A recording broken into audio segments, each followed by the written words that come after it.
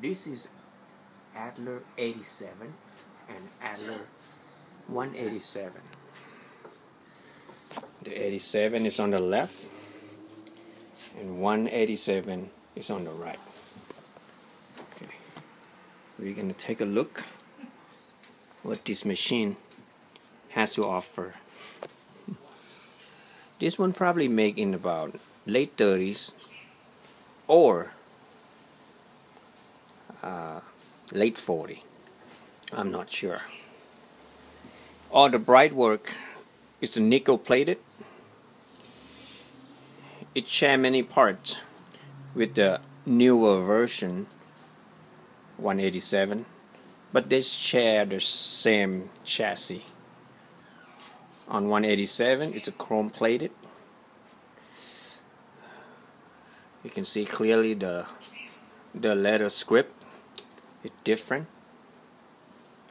This one is more bolder, and this one more like a modern look to it. On bobbin winder tire is big. This one more like a conventional machine. And on forward and reverse lever, it comes from the side, and this one comes from the front. On the bobbin winder element, it just have this thingy right here and come down to this.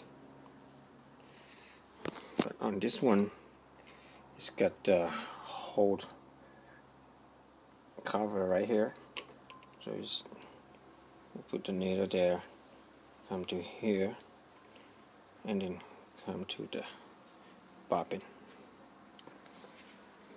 A wonderful, wonderful machine it is. On the 87, it's used industrial round shank needle.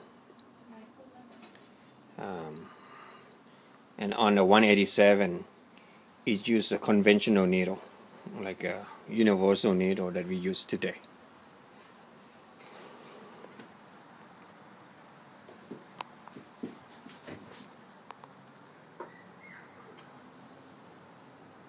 Beautiful machine.